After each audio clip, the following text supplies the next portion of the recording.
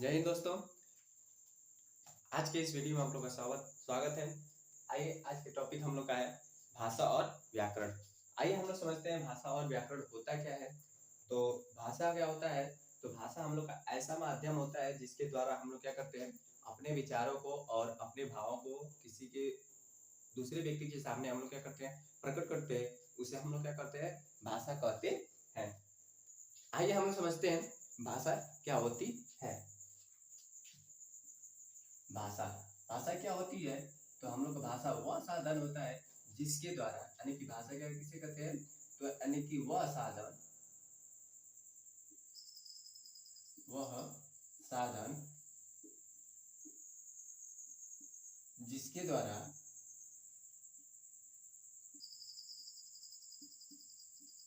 जिसके द्वारा हम अपने विचारों को बोलकर या लिखकर प्रकट करते हैं।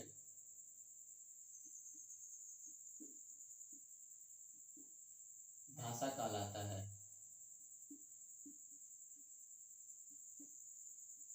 भाषा कहलाता है, यानी कि भाषा हम लोग का वह साधन होता है जिसके द्वारा हम लोग क्या करते हैं, अपने विचारों को क्या करते हैं, बोलकर या लिखकर हम लोग क्या करते हैं, प्रकट करते हैं। वही साधन हम लोग का क्या कहलाता है, भाषा। जैसे हम लोग भाषा क्या हो जाएगी, तो जैसे एग्जाम्पल में यदि देखा जाए तो हम लोग जिसके माध्यम के द्वारा कहने वाला, जैसे कि हम लोग हिंदी में यदि बोलकर हम अपने विचारों को प्रकट कर रहे हैं, उस भाषा को हम हिंदी भाषा कहेंगे। अंग्रेजी में हम लोग क्या करें, अपने विचारों को प्रकट कर रहे हैं, उसे हम लोग अंग्रेजी भाषा कहेंगे। हम लोग उर्दू में अपने बातों को क्या करें, प्रकट कर रहे हैं, उर्दू भाषा कहेंगे। हम लोग मलयालम यानी कि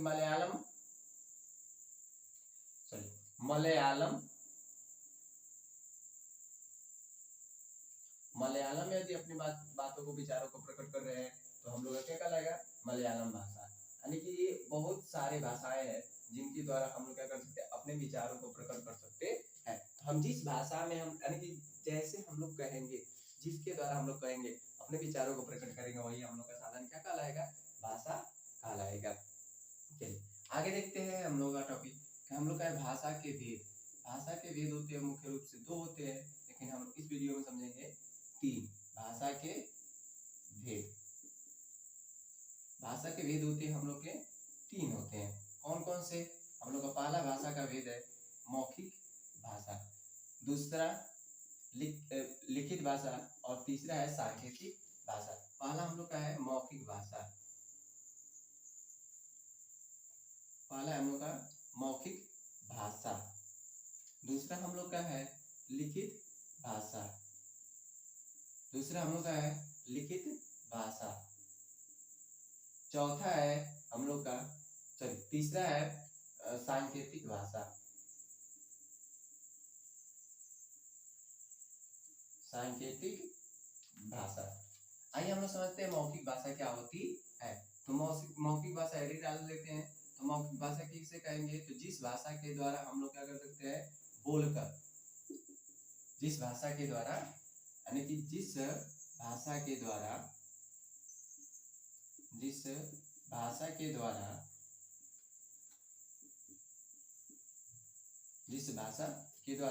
हम अपने विचारों को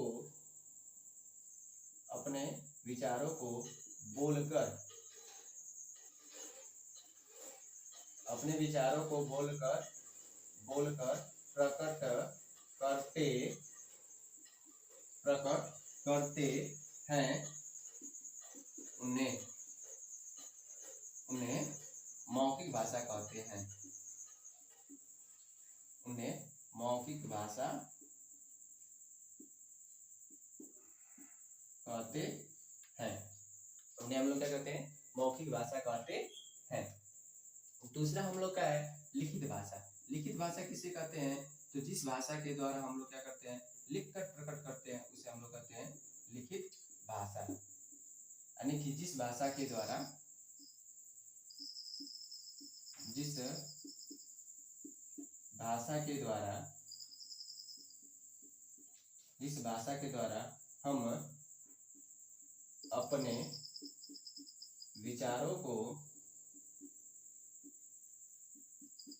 लिखकर प्रकट करते हैं उन्हें लिखित भाषा कहते हैं।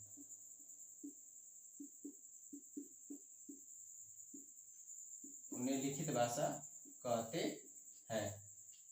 लिखित भाषा किससे कहते हैं? तो जिस भाषा के द्वारा हम अपने विचारों को लिखकर प्रकट करते हैं उसे लिखित भाषा कहते हैं। तीसरा हम लोग का है सांकेतिक भाषा। सांकेतिक भाषा क्या कहलाती है?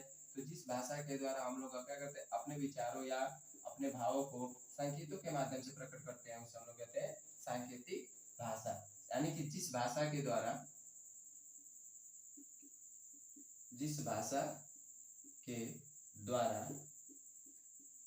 हम अपने विचारों को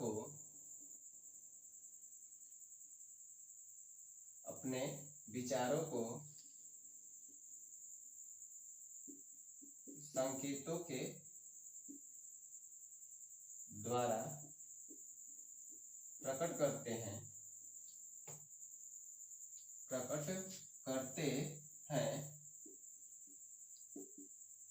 उन्हें सांकेतिक भाषा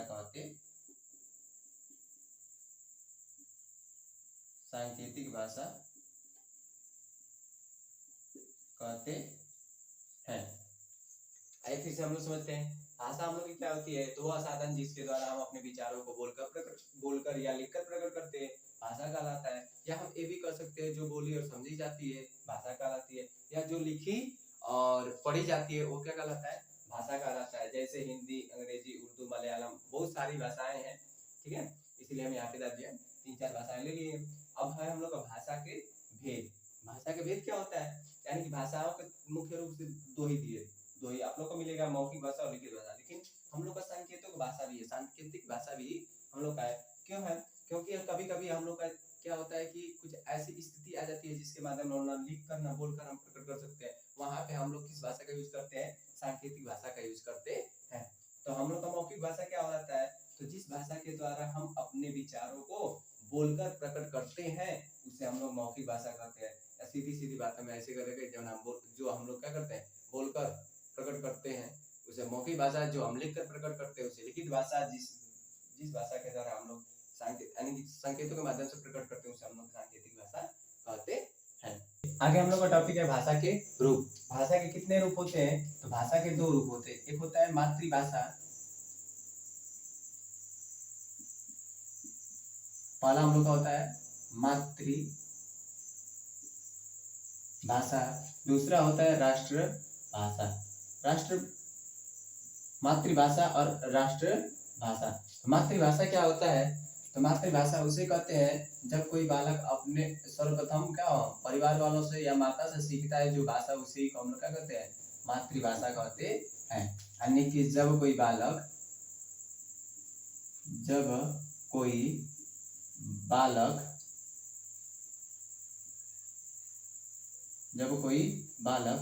अपने परिवार अथवा माता से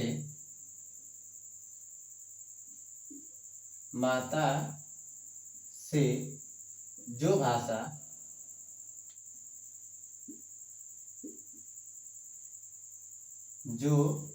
भाषा सीखता है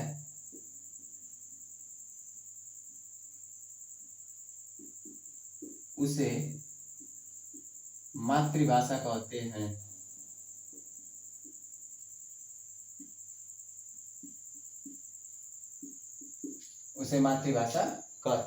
हैं।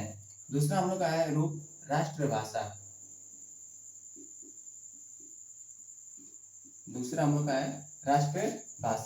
यानी कि जो भाषा किसी राष्ट्र के अधिकांश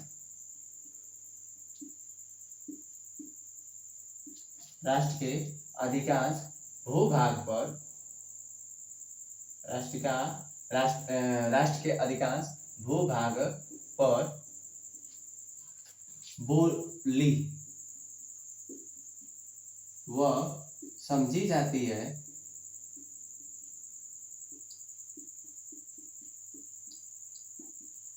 उसे राष्ट्रभाषा कहते हैं।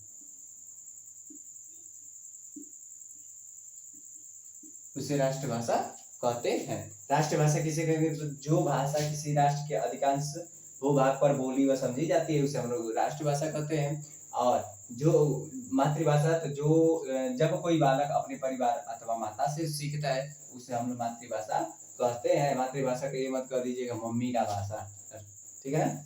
चलिए आज के वीडियो में इतना ही, और वीडियो पसंद आई तो लाइक शेयर कमेंट और चैनल को सब्सक्राइब करना मत भूलिएगा। जय हिंद।